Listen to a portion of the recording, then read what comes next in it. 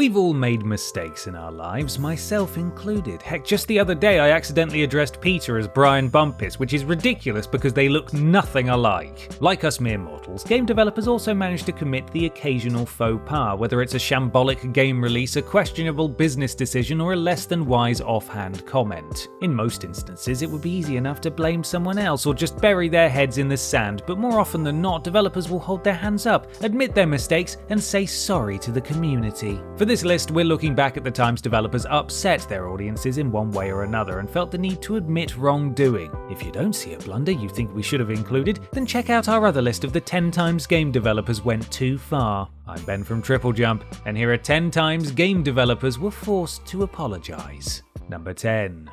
Bethesda. Described as Skyrim in space by everyone's favourite director Todd Howard, Starfield has had the gaming community buzzing since its initial announcement in 2018. That was until March 2021 when Microsoft completed their acquisition of Bethesda for the small sum of $7.5 billion, and rumours started flying around that the developer's first new IP in 25 years would be a Microsoft exclusive. Sadly, this was confirmed to be true at the Xbox and Bethesda Games showcase during 2021's E3, meaning that Xbox and PC players would be able to play the title day one via Game Pass, but those on the Sony side of the fence would miss out. Although exclusivity has been a mainstay of the gaming world for years, with PlayStation players often getting the superior pick of the bunch, Bethesda still recognised that some people would naturally be disappointed by the news and apologised for this. Clearly, however, they're not too sorry about it, as at the time of recording the game is still set to be released solely on Microsoft platforms. Only time will tell if the game will get a PS5 or Switch release, but in the meantime, we'll be saving our pennies for a Series X. You win, Microsoft.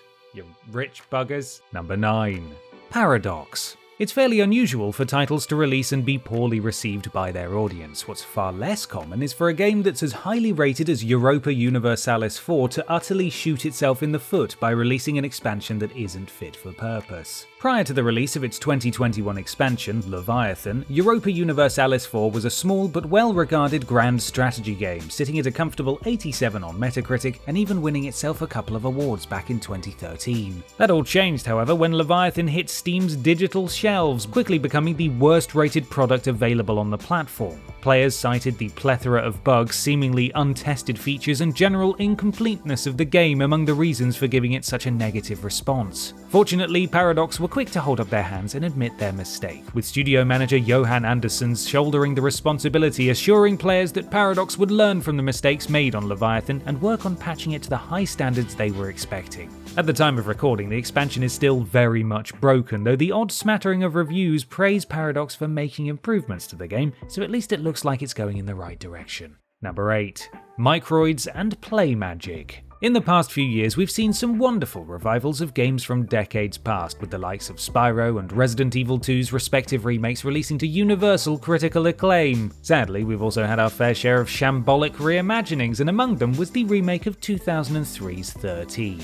Released in late 2020 to an overwhelmingly negative reception, critics and players alike lambasted the 13 remake for everything from the unnecessary changes made to the art style to its numerous technical issues. In response to the harsh criticism, developer PlayMagic and publisher MICROIDS issued a joint statement apologising for the state of the game, placing the blame firmly in the lap of the pandemic, who must not be named. Understandably, the events of 2020 caused disruption to the entire games industry, but having seen a number of games delayed rather than released in a suboptimal state, we can't help but feel like this is a poor excuse. Several patches have been released since the game originally went on sale, but according to recent Steam reviews, 13 remains a complete mess, so considering that you can buy the far superior original for less than the price of a cup of coffee, we recommend that as your way to go if you've got a nostalgia itch to scratch. Number 7. Respawn Entertainment. Here's a pro tip when it comes to keeping your audience happy and engaged with your product. Do not insult them, call them names, or otherwise set out to purposefully offend them. I know, radical. Back in 2019, Apex Legends released a limited time event in which players could finally partake of a solo mode as well as snap up some special edition character skins. It was the latter that became contentious after players found that the skins would only be obtainable for 2 weeks, so their greatest chance of getting hold of them was through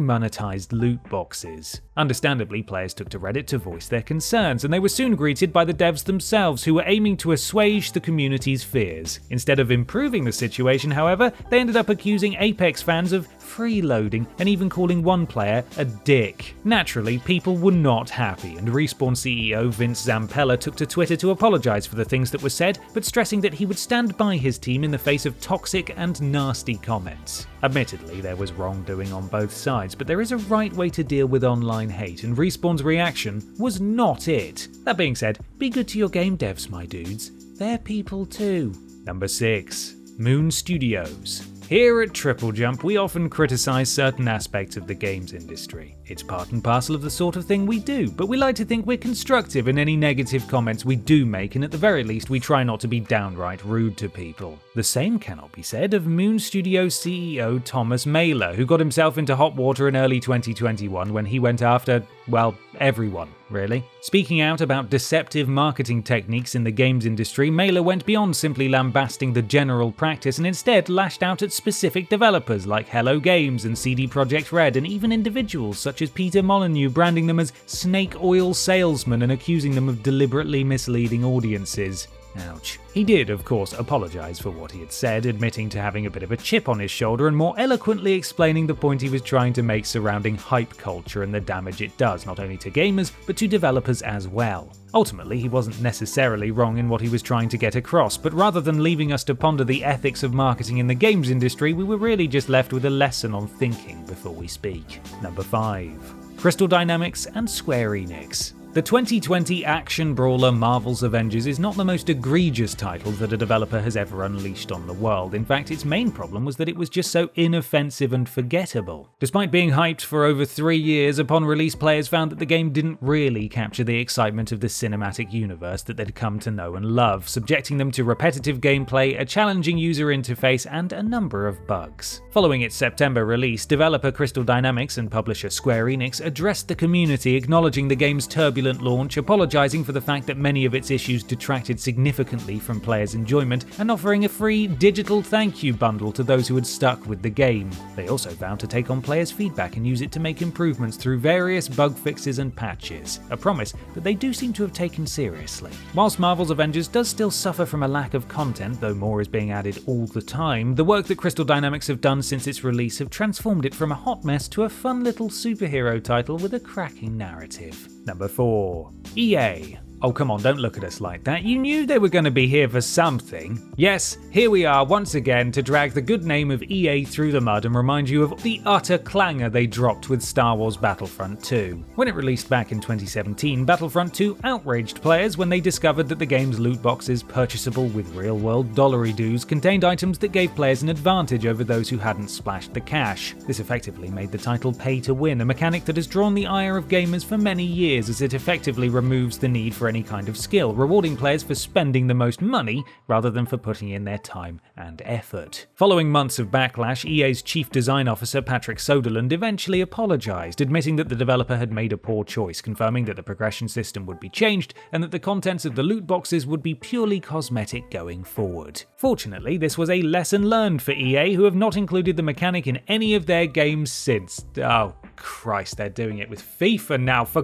God's sake! Number 3. White Owls Inc. As far as the acceptance of transgender people has come in recent years, there are still many places where there's a lot of work to be done. One such area is the representation of transgender people in works of fiction, as creators often don't put in the work required to properly understand the reality of those they're trying to portray. The result is generally a character that comes across as a virtue signal at best and an offensive stereotype at worst. An example of a game that gets transgender representation completely wrong is 2020's Deadly Premonition 2. Throughout the title, a trans character called Lena is frequently misgendered and dead-named, i.e. called by her previous name without her consent, much to the disgust of the transgender community. Following understandable backlash, the game's director and CEO of White Owls Inc., Hidetaka Suihiro, took to Twitter to issue a formal apology and assured players that the offending content would be patched out. Although a patch was released that addressed Lena's treatment in one particular scene, there are a number of other instances throughout the game that remain problematic, and it remains to be seen when, if ever,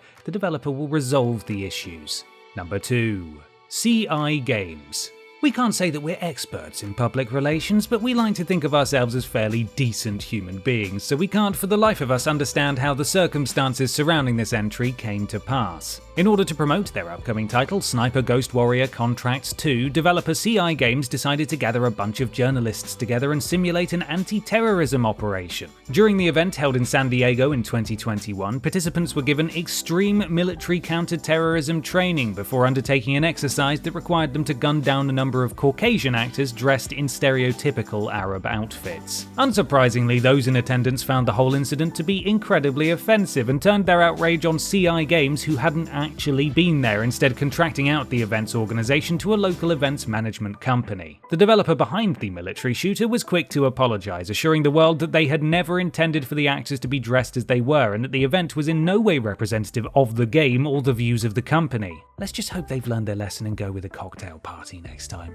Number 1. CD Projekt Red. Although CD Projekt Red's bungled release of Cyberpunk 2077 is far from the worst thing a developer has done, hell, it's not even the worst thing developers on this list have done, it is probably the most well publicised by a country mile. Following the release of the incredibly successful Witcher series and an 8-year-long development window, expectations from gamers were sky high for Cyberpunk 2077, a game based on the cyberpunk tabletop role-playing title from the 80s. Considering the amount of negative press coverage that ensued, I don't think I need to remind you that the game's release was an utter disaster, with players experiencing bugs and performance issues left, right and centre. To add insult to injury, the game's release had already been delayed on 3 separate occasions, with the developer claiming that they weren't willing to launch the title until it was 100% ready for public consumption. The ensuing outrage from players left CD Projekt Red no choice but to apologise for the state of Cyberpunk 2077 and offer refunds to those who felt ripped off. They have since spent a great deal of time patching the game to its intended quality, but only time will tell if they A, get there, and B, ever shake off the controversy surrounding its release.